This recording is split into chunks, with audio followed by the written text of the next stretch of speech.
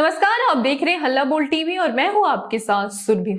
देश के करोड़ों वरिष्ठ नागरिकों के लिए राहत भरी खबर सामने आई है। महंगाई की इस दौर में रेलवे ने बुजुर्गों को एक बड़ा तोहफा देने की तैयारी में है। आपको बता दें, कोरोना महामारी के दौरान बंद की गई किराए छूट अब एक बार फिर बहाल होने जा रही है।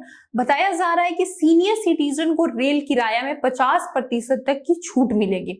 महामारी के दौरान मार्च 2020 से रेलवे ने वरिष्ठ नागरिकों को मिलने वाला किराया रियायत अस्थायी रूप से बंद कर दी थी। इसके बाद बुजुर्गों को यात्रा को पूरा किराया देना पड़ रहा था, लेकिन अब 2026 की शुरुआत में रेलवे एक बार फिर सीनियर सिटीजन को राहत देने की तैयारी में है।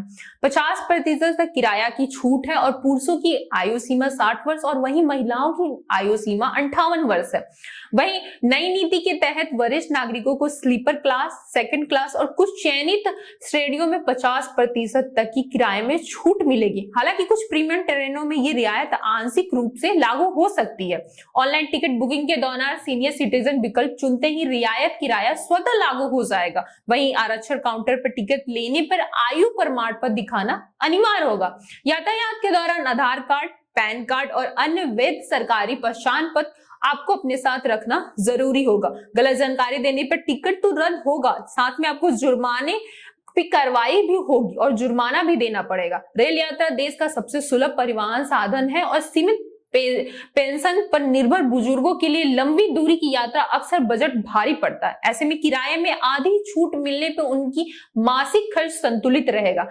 धार्मिक यातायात या इलाज, परिवार से मिलने जाना अब पहले से ज्यादा किफायती हो जाएगा। सरकार का ये फैसला वरिष्ठ नागरिकों के सम्मान की दिशा में बड़ा कदम है और महंगाई के दौर में ये राहत बेहद जरूरी थी।